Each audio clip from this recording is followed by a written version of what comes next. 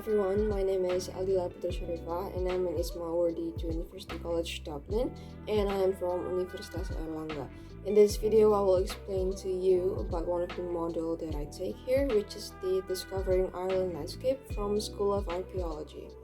So the reason why I chose this module is because it allows me to explore more about the archaeological sites and also heritages here in Ireland, and it also helps me to understand and interpret the past through it. A little bit about this module. This module is offered specifically for international students here in UCD Ireland from many different backgrounds.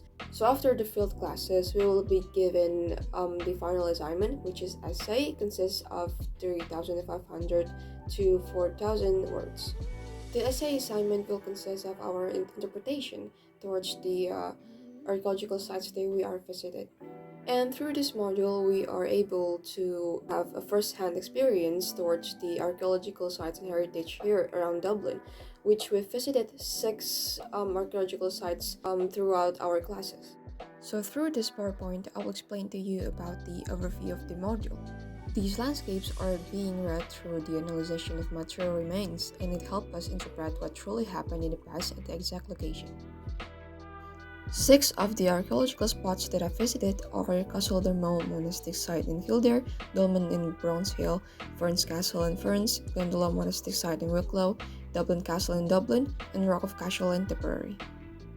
I will explain 2 examples of these sites that I visited, which is the Round Tower of Rock of Cashel and the Brownshill Dolmen.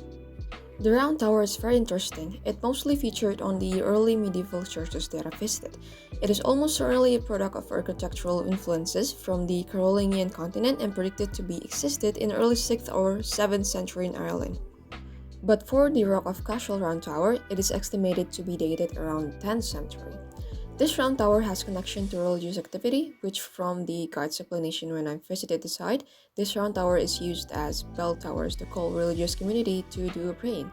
This is where I conclude that most round tower in Ireland is used for religious purposes. Next up is Brownshill Dolmen. Other important thing to keep in mind while narrating the story of Ireland is to also analyze it through the early times before the castle and monastic sites, which is the Stone Age. One site I visited that represents this era is the Brownshill Dolmen in County Carlow. The dolmen is functioned as a site of religious rituals as well as a burial place marker. The evidence of the dolmen being a burial marker is usually through the discovery of bone fragments around it. While the dolmen is estimated to be built around the 4000 BCE, the people that live around the dolmen is assumed to be farmers, and it is also assumed that they are the one who built the dolmen.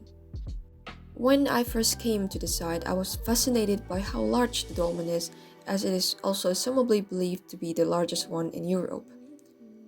I can conclude that these sites could easily be analyzed by the intersection between 3 cultural elements by Konjara Ningrat, which is the idea of culture, the activity of or the intangible culture, and the artifacts or the tangible culture. The idea of culture came from the way people in the past had an idea of politics, economy, and religion from the first place.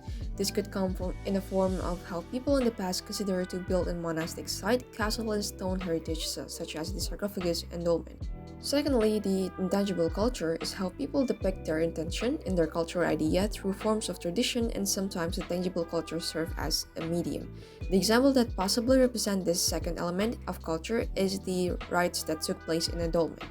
And lastly, the tangible culture is the physical heritage itself that is being used as a medium, as a physical symbol that people use to represent the culture. 3 of these elements clearly are being portrayed in so many ways, and it is mesmerizing to see how each of the archaeological sites I've visited has its own story to tell, which uncovers astounding history about Ireland in collective.